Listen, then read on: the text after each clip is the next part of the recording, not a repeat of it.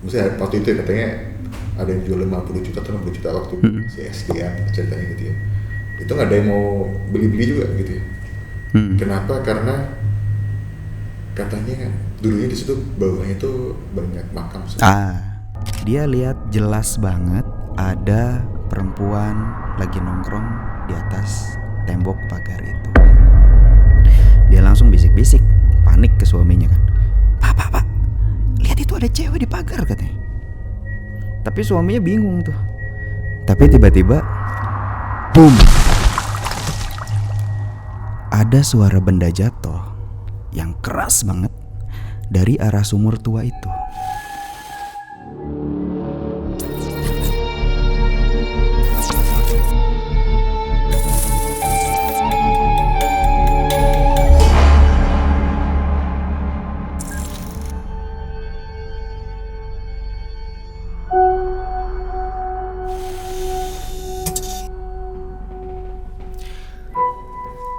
Halo, kaum nokturnal, kembali lagi di cerita malam ini bersama gua Asper Harga.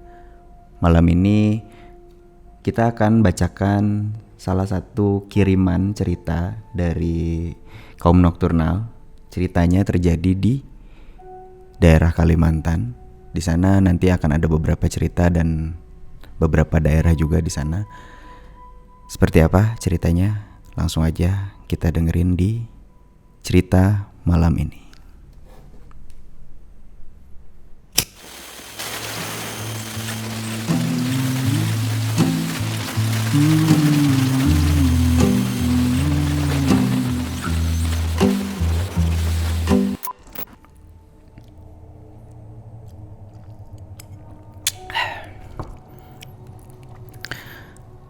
Halo semuanya, kenalin, nama aku Nael. Sebelumnya terima kasih untuk CMI. Semoga ceritaku diceritain dan semoga yang nonton cerita-cerita di sini makin banyak dan channel ini makin sukses. Amin. Terima kasih Nael. Sebenarnya aku agak berat buat nyeritain ini karena aku bukan penulis hebat. Jadi maaf ya kalau nanti bahasanya agak berantakan. Kejadian ini benar-benar aku alami sendiri pas aku tinggal di Kalimantan Selatan sekitar tahun 90-an. Sebentar, tahun 90-an berarti Nael ini umurnya sekarang Om ya? Om berarti ya? Om Nael berarti ya? Oke, Om Nael. Aku ini kan Kristen, jadi waktu itu aku benar-benar gak paham soal adat atau pantangan di sana. Apalagi soal detail-detail acara pengajian warga lokal. Tapi setelah kejadian malam itu, pandanganku soal adat dan pantangan jauh berbeda. Dulu, lingkungan rumah aku di sana itu, jarak antar rumahnya masih berjauhan. Gak kayak komplek rumah padat zaman sekarang. Jarak antar rumah tetangga itu ada sekitar 5 meteran lah. Nah, di antara rumah tetangga aku, sebut aja rumah A dan rumah B, pas di tengah-tengahnya itu ada sebuah sumur tua. Sumur itu tuh gak ada yang tahu dibuatnya kapan dan siapa. Dalam banget tapi lumutnya tebal dan hawanya itu selalu dingin. Padahal kita sama-sama tahu kalau di Kalimantan itu udaranya panas. Tapi yang paling bikin aku gak berani deket-deket sumur itu kalau malam adalah posisinya. Sumur itu tuh langsung membelakangi perkebunan karet yang luas banget. Kalian yang orang Kalimantan atau pernah tinggal di dekat hutan pasti tahu itu. Kebun karet kalau udah malam itu kayak apa? Gelapnya pekat banget. Kayak tembok hitam raksasa yang seolah-olah mau nelan rumah kita. Katanya di situ emang banyak penghuninya. Kadang kalau aku lagi di teras, aku ngerasa kayak ada ribuan mata yang lagi ngintip dari balik pohon-pohon karet itu. Sunyi, tapi sunyinya tuh berisik. Di situ hawanya selalu berat, seolah-olah oksigen di sekitar sumur itu lebih tipis daripada di tempat lain. Nah, kejadiannya itu kejadian pertama. Jadi suatu malam di rumah A. Malam itu mereka lagi ngadain sebuah acara pengajian. Rame banget, warga pada datang, ibu-ibu juga banyak yang bawa anak kecil. Karena aku pengen sosialisasi sama tetangga, aku juga ada di sana bareng warga lainnya. Terlebih warga di sana dulu tuh solidaritasnya sangat tinggi ya. Jadi nggak mengkotak-kotakan acara pengajian yang datang itu harus Islam, itu enggak. Jadi makanya aku datang ke sana juga nggak ada yang protes, nggak ada yang gimana, kita sama-sama aja gitu ya. Pas suasananya lagi khusyuk, doa bareng, hening, cuma kedengaran suara gumaman doa yang rendah. Dan aku gak tahu apa yang dibacakan, pokoknya kayak bergumam doa. Dan ada juga bau asap rokok tipis dari bapak-bapak yang duduk di teras yang gak ikut ngaji. Tapi tiba-tiba, boom! Ada suara benda jatuh yang keras banget dari arah sumur tua itu. Tanah tempat aku duduk sampai kerasa getar sedikit. Terserah kalian mau percaya atau enggak, tapi itu yang aku rasain dulu. Suaranya itu bukan kayak batu kecil yang dilempar iseng gitu. Jadi kalian bisa bayangin kayak ada balok kayu raksasa atau dahan pohon besar yang dipotong, itu dijatohin masuk ke sumur. Jadi boom, ada suara percikan-percikan airnya gitu. Mungkin kalau dihitung beratnya mungkin bisa puluhan sampai ratusan kilo lah itu yang jatuh ke situ tuh dari suaranya ya. Belum sempat orang-orang kaget karena suara dentuman itu, sedetik kemudian suara lain yang bikin jantung aku mau copot muncul.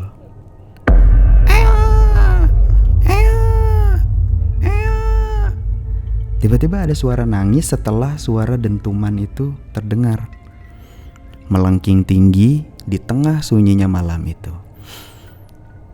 Suaranya benar-benar kayak anak yang lagi kesakitan atau ketakutan luar biasa karena kecebur. Otomatis pengajian itu langsung bubar. Suasana doa langsung berubah jadi kacau balau. Ibu-ibu teriak histeris, bapak-bapak langsung lari keluar rumah, bawa senter seadanya tuh ke arah sumur. Di pikiran semua orang waktu itu cuma satu, ini anak siapa nih yang kecebur gitu. Langsung kan ketua RT-nya tuh langsung teriak-teriak kenceng, bapak-bapak ibu-ibu pegang anaknya masing-masing, cepet cek sekarang juga, ada yang kurang gak gitu. Aku ngeliat sendiri tuh gimana orang-orang tua itu gemeteran. Mereka semua panik nyariin anak-anaknya. Mereka peluk anak-anak mereka satu-satu sampai ngitung dengan muka pucat pasi. Senter mereka goyang-goyang kesana kemari nyari anak-anaknya yang belum ketemu. Terus, tapi setelah dicek semuanya satu-satu, ternyata lengkap guys. Gak ada satupun anak kecil yang hilang dari pengajian itu. Semuanya ada di pelukan orang tuanya masing-masing. Saat itu juga, suara tangisan anak kecil yang tadi kedengeran, yang kencang banget itu, tiba-tiba hilang gitu aja. Senyap total. Gak ada suara isakan, gak ada suara air, benar-benar hilang ditelan bumi. Tapi bapak-bapak masih penasaran. Akhirnya mereka, ada beberapa bapak-bapak itu yang mendekatkan dirinya ke sumur. Ngeliat dari arah bibir sumur ke bawah, ngarahin semua cahaya senternya ke arah lubang sumur yang hitam pekat itu. Dan ini bagian yang paling gak masuk akal buat aku. Sampai aku merinding tiap kali ingat malam itu. Logikanya, kalau ada benda seberat itu jatuh, yang bunyinya sekencang itu, airnya pasti beriak dong, kenceng kan. Nah ini enggak. Atau minimal ada sisa-sisa ombak kecil lah dari benda yang jatuh itu. Ini tuh enggak, airnya tuh tenang sekali, kayak nggak pernah ada event batu yang dijatuhin ke situ tuh enggak gitu. Tenang sekali airnya. Nggak ada riak sedikit pun, nggak ada tanda-tanda benda yang baru aja masuk ke situ. Di situ warga langsung saling tatap, saling lirik, diem. Cuman bahasa yang mereka lontarkan itu seakan-akan keluar dari mata gitu, saling lirik, saling tatap. Gak ada yang berani ngomong. Tiba-tiba mereka semua ngerasain hawa dingin yang berhembus dari arah kebun karet belakang rumah. Air itu diem guys, jadi airnya tuh diem.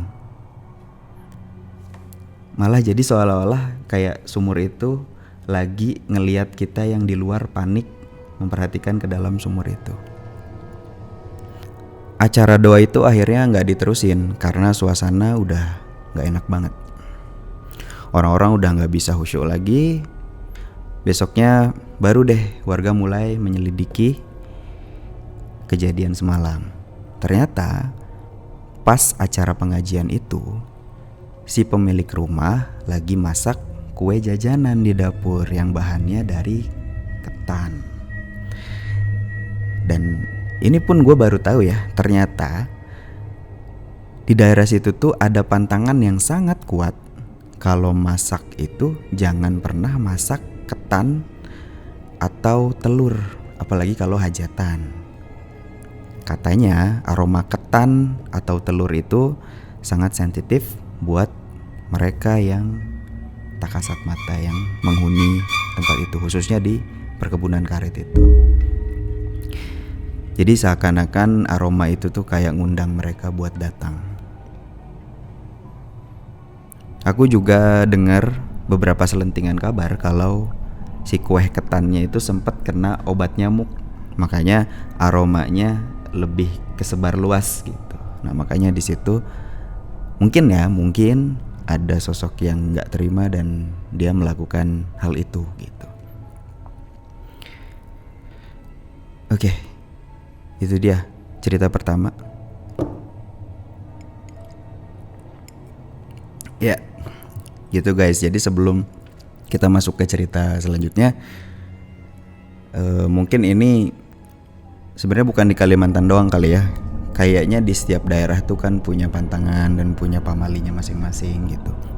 Nah kebetulan ini hal baru buat gua karena mendengar sosok tak kasat mata itu, mereka tertarik dengan bau ketan dan telur, itu baru ya buat gue. Cuman kalau dari pengalaman gue selama ini dengar cerita horor, mungkin kalau telur karena amisnya.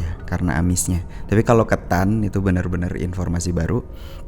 Dan nah, kalau di tempat kalian ada juga pamali-pamali atau pantangan-pantangan yang unik kayak gini, coba komen di kolom komentar. Gue juga pengen tahu ada pantangan atau pamali apa yang ada di Indonesia ini, karena kan banyak banget pasti ya.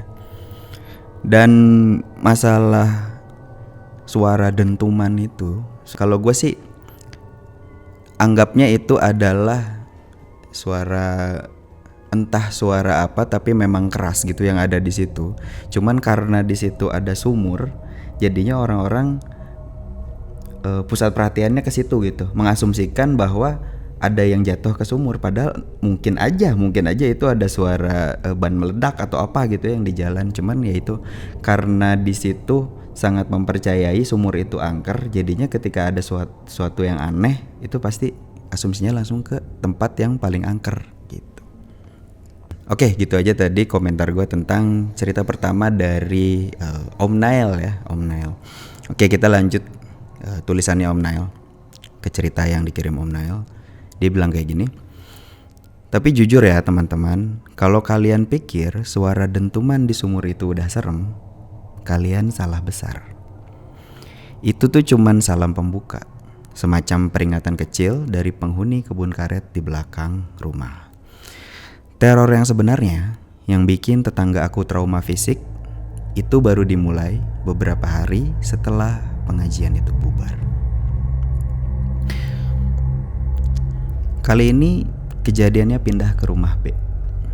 Tetangga sebelah aku yang jaraknya cuma 5 meter itu rumah B ini ceritanya lagi ada hajatan juga.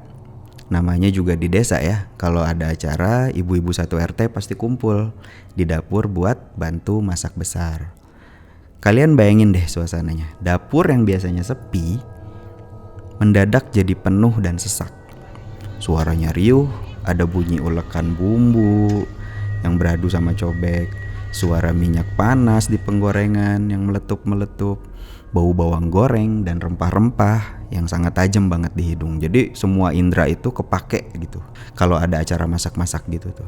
Semuanya ketawa-ketawa, gosip, pokoknya rame lah, kerasa aman lah kalau lagi banyak orang gitu tuh. Nah, di tengah keramaian itu tadi ada Bu Ratna yang coba buang sampah makanan ke arah kamar mandi belakang. Jadi kalau misalnya tadi di dapur itu rame, ke dapur itu ada jalan ke arah belakang, itu ada satu pintu ya, pintu terbuka sih, nggak ada pintunya. Nah itu ke arah area kamar mandi dan taman belakang untuk buang sampah. Nah Bu Ratna ini keluar dari keramaian ke arah belakang mau buang sampah. Beliau ini bingung. Ketika dia lewat daun pintu ke arah belakang itu, dia lihat kain putih panjang menjuntai ke bawah. Putih bersih, tapi kainnya tuh kaku. Kalian tahu lah kalau kain untuk horden itu kan lembut ya, lembut, atau mungkin kalau bukan kain horden pun dia semacam katun lah, itu lembut ya. Nah ini tuh enggak, dia kaku kainnya tuh. Bu Ratna mikir gini, duh ini tuan rumah gimana sih?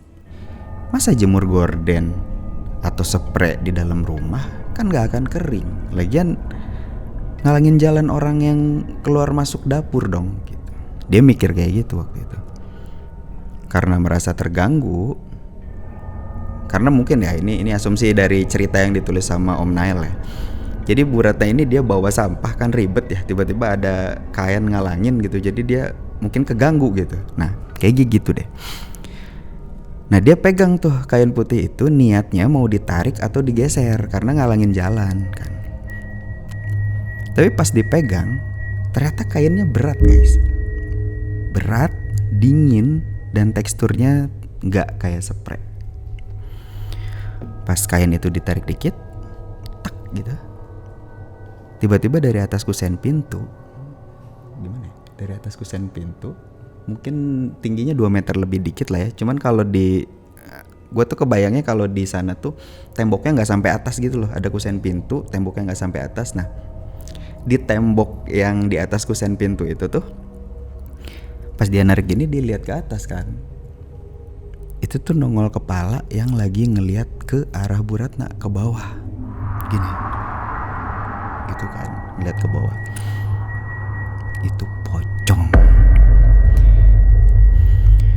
Kepala pocong itu pelan-pelan nangkring di atas pintu. Nah bener kan, di atas pintu ngeliatin Bu Ratna dengan mata yang aku gak sanggup ngebayanginnya. Itu yang ditulis Om Nail. Ternyata kain putih panjang yang tadi dikira spray itu adalah kakinya si pocong. Pocong itu duduk di atas kusen pintu, benar. Saking tingginya itu makhluk, kakinya sampai menjuntai ke bawah menutupi daun pintu. Bayangin, kalian narik kain, ternyata yang kalian tarik itu kaki pocong. Bu Ratna langsung kaku di tempat. Dia benar-benar tatap-tatapan sama pocong. Jadi ke atas, pocong ngeliat ke bawah, tatap-tatapan, kaku. Akhirnya ini sih nggak dikasih encounternya gimana.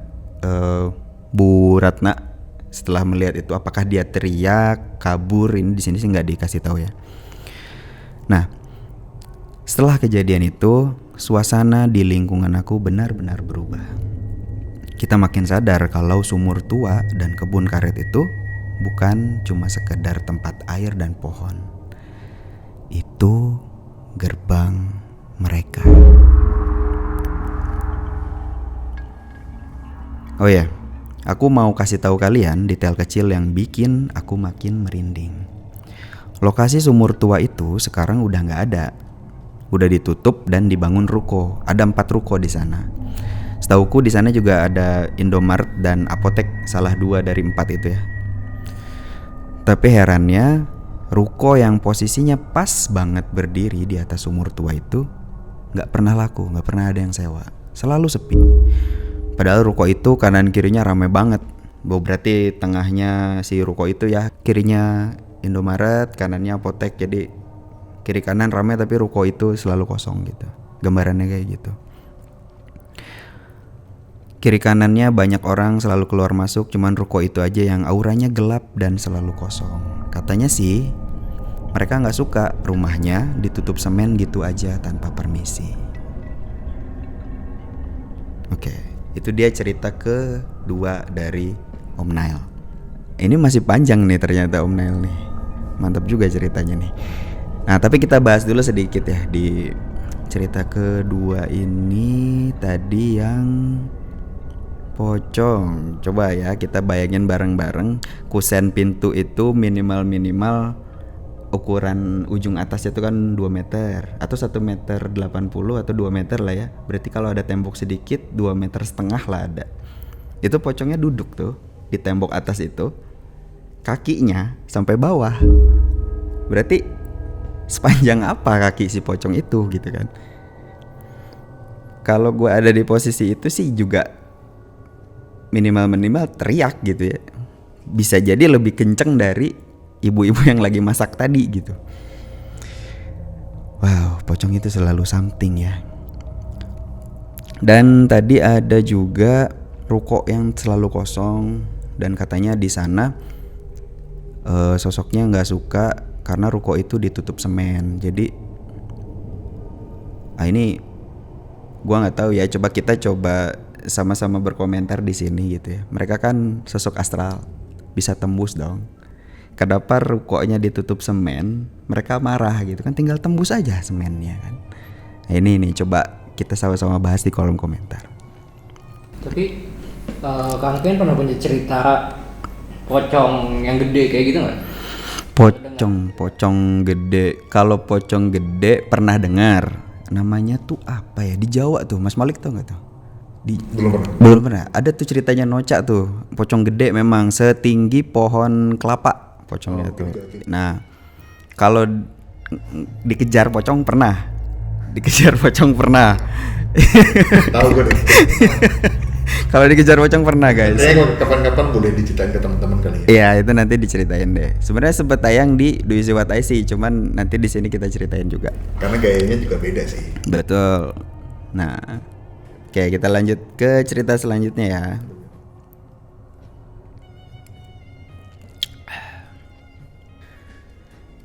Terornya nggak berhenti di situ. Ini kita lanjut ya. Di dekat rumah aku dulu, ada satu rumah kosong di ujung pertigaan. Rumahnya tembok permanen, halamannya luas.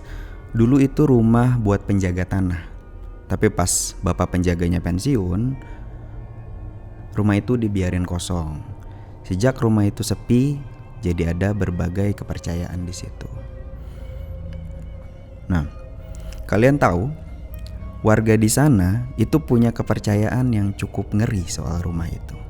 Oke, ini urban legend lagi nih. Sering banget ada penampakan sosok perempuan berambut panjang, pakai gaun putih, lagi nangkring di atas tembok pagar. Dia nggak ngapa-ngapain, cuman duduk di sana kayak lagi nungguin orang lewat. Tapi buat kami, itu bukan cuma sekedar penampakan biasa. Ada mitos yang dipercaya banget di sana. Kalau hantu perempuan itu menampakkan dirinya ke perempuan, berarti gak lama lagi bakal ada musibah yang menimpa seorang perempuan. Perempuan itu atau perempuan random menimpanya? Good question. Jadi kalau di sini dijelasinnya, ketika yang ngelihatnya perempuan, nanti akan ada musibah ke perempuan di kampung itu. Oh, nah, berarti bukan berarti orang itu. Bukan berarti yang lihat. Nah, Jadi katanya dia tuh semacam pembawa pesan atau kesialan atau maut malah, amit-amit ya. Begitu juga kalau yang lihatnya laki-laki, maka korbannya juga laki-laki. Nah, pernah ada satu kejadian nyata, ada pasangan suami istri lagi lewat naik motor malam-malam ke situ. Si istri yang dibonceng posisinya memang lagi menghadap ke arah pagar rumah kosong itu. Pas motor mereka lewat, si istri ini kaget setengah mati. Dia lihat jelas banget ada perempuan lagi nongkrong di atas tembok pagar itu. Dia langsung bisik-bisik, panik ke suaminya kan. Pak, lihat itu ada cewek di pagar katanya. Tapi suaminya bingung tuh. Dia gak lihat apa-apa soalnya selain tembok kusam yang gelap. Dan kalian tahu apa yang terjadi?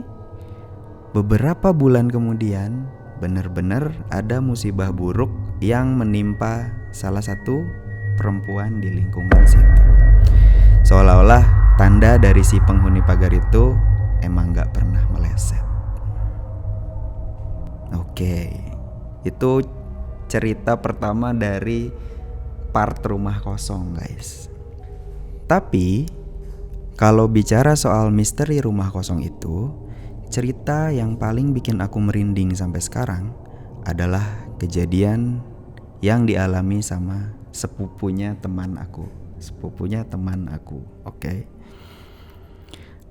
Sebut aja namanya Mira dan pacarnya Anton. Waktu itu malam minggu, Anton mau jemput Mira buat kencan. Karena halaman rumah kosong di pertigaan itu luas banget, sudah jadi kebiasaan warga kalau mau putar balik kendaraan, ya muternya di balik pagar rumah itu. Oke, berarti jalannya kecil nih ya, jalannya kecil, jadi muter balik aja harus di depan rumah itu. Anton pun waktu itu gitu, pas dia mau nyamperin ke rumah Mira, dia putar balik dulu tuh motornya di depan rumah kosong tadi. Singkat cerita, Anton sampai ke rumahnya Mira setelah putar balik tadi. Pas udah nyampe tuh Anton langsung nanya dengan polosnya sambil ngelepas helm.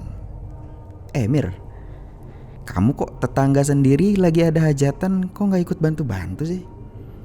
Mira bingung. Hajatan apa? Bukan gitu ya? Hajatan apa yang gitu kali? Tetangga yang mana lagi? Anton jawab, itu loh yang rumah yang di ujung pertigaan itu. Rame banget tadi aku lihat. Lampunya terang, banyak bapak-bapak pakai jas rapi, ibu-ibunya pakai gaun mewah, kayak lagi pesta besar gitulah pokoknya. Pas aku putar balik tadi, aku sempat permisi juga kok sama orang-orang di depannya. Terus mereka ngeliatin aku sambil senyum-senyum. Mira langsung pucat. Dia tahu banget rumah itu udah kosong bertahun-tahun. Gak ada listrik, gak ada penghuni, apalagi pesta mewah pakai jas dan gaun-gaun di jam segitu. Akhirnya pas mereka pulang kencan, mereka sengaja lewat situ lagi buat buktiin omongannya Anton. Dan kalian tahu apa yang mereka lihat? Gelap gulita. Gak ada acara apa-apa guys. Ya selayaknya rumah kosong aja. Rumah itu sepi, kusam, terbengkalai kayak biasanya. Gak ada bekas pesta, gak ada sisa sampah, bahkan gak ada bau makanan di situ. Yang ada malah bau tanah basah yang menyengat. Anton langsung diem tuh. Kicep nih Anton nih. Dia baru sadar kalau tamu-tamu yang senyum ke dia tadi bukan manusia.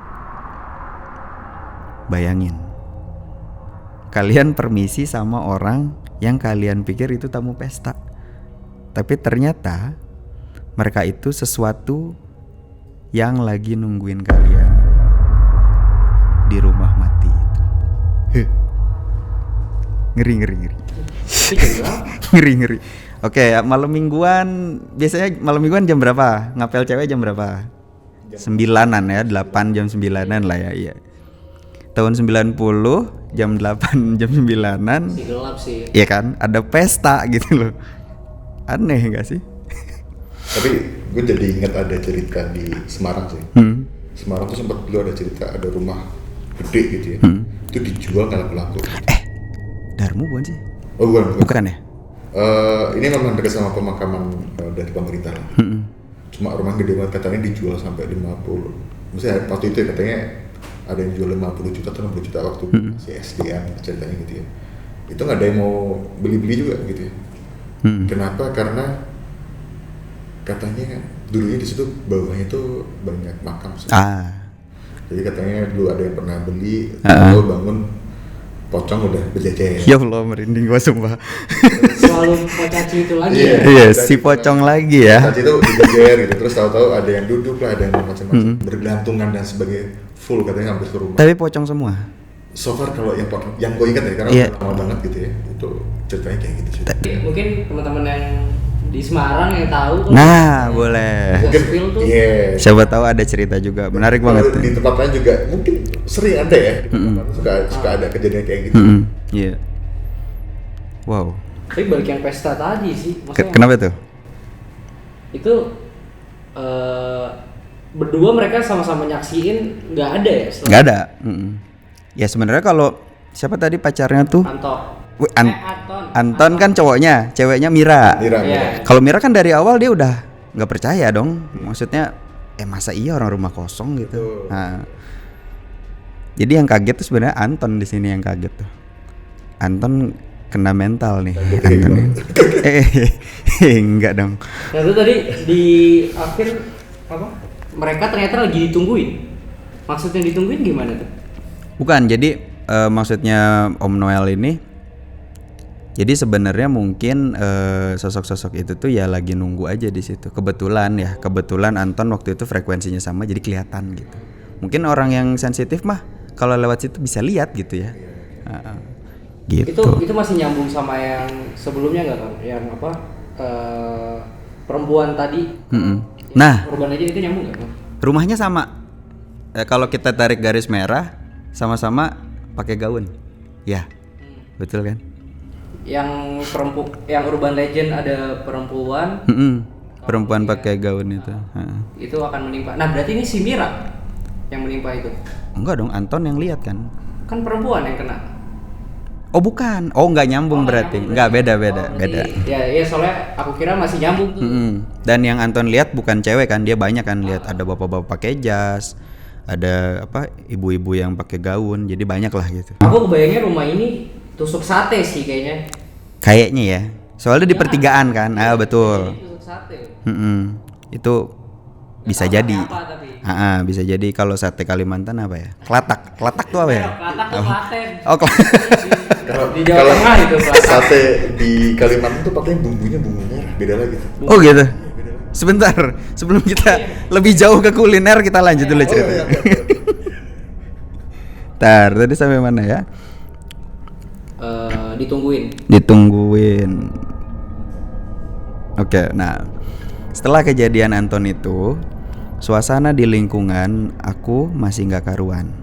Orang-orang mulai sadar kalau ilusi pesta itu bukan cuma iseng, tapi mereka benar-benar lagi pamer keberadaan.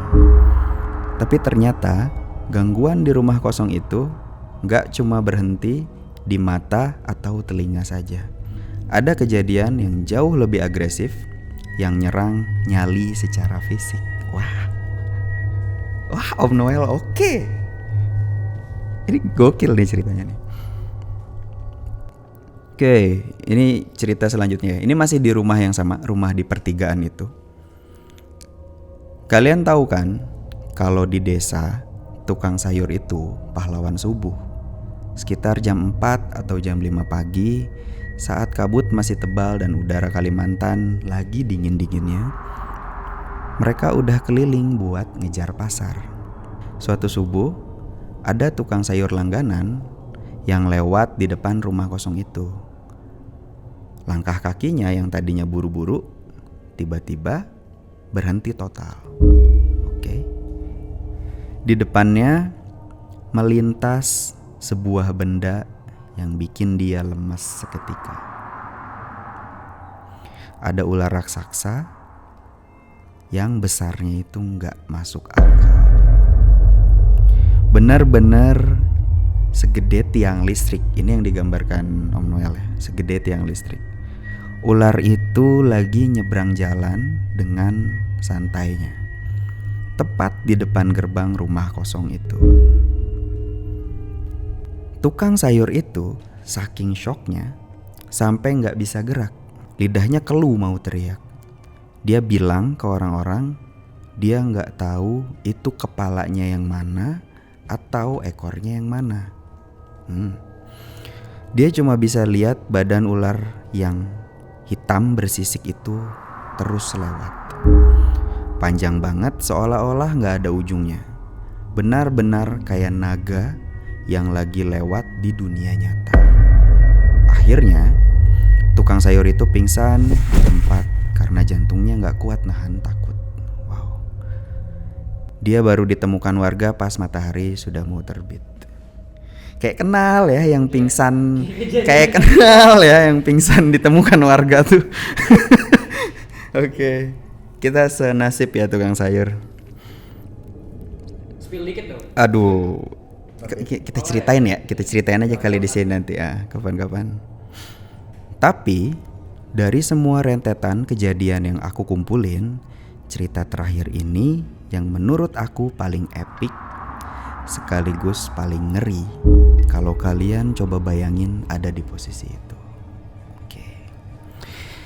Kejadiannya dialami sama salah satu temanku sendiri sekitar jam 2 dini hari. Dia baru pulang nongkrong naik motor jadulnya. Pas lewat depan rumah kosong itu, yang di pertigaan itu, dia lihat ada cewek jalan sendirian keluar dari halaman rumah itu.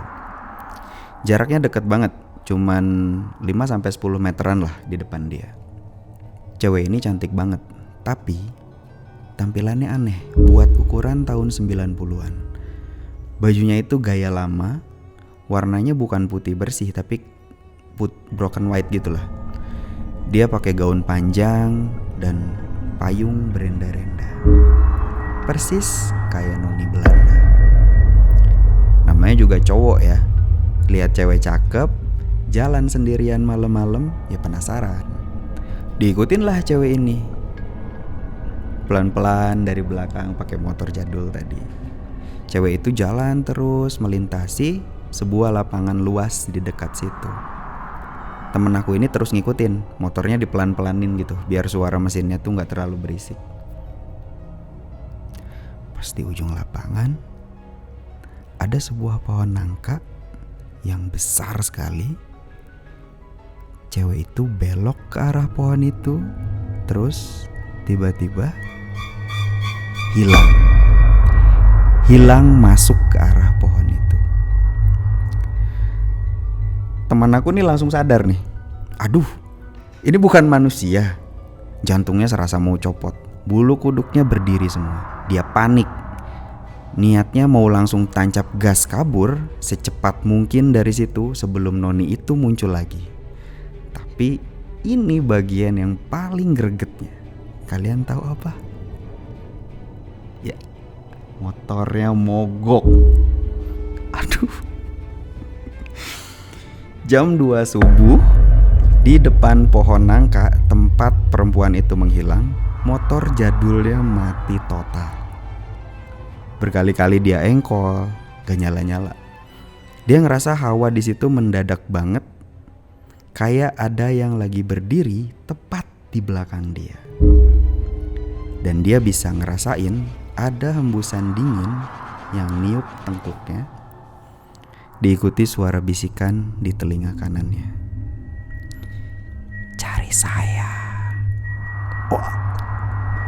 Tanpa pikir panjang lagi, motornya ditinggal gitu aja di pinggir lapangan. Dia lari tunggang langgang sampai rumah, napasnya sampai mau putus, dan dia gak berani nengok ke belakang sekalipun. Dia lari bukan cuman karena takut lihat setan, tapi karena dia ngerasa ruang di situ udah gak nerima keberadaan dia lagi. Besok paginya baru deh motor itu diambil bareng-bareng sama warga. Jujur ya teman-teman, dari semua rangkaian kejadian ini, ini pesan dari Om Noel ya. Aku belajar satu hal. tempat-tempat lama itu punya memorinya sendiri. Mereka ada, mereka ngelihat kita. Dan kadang rasa penasaran kita itu malah jadi undangan buat mereka untuk makin dekat. Makanya hati-hati kalau lewat pertigaan sepi.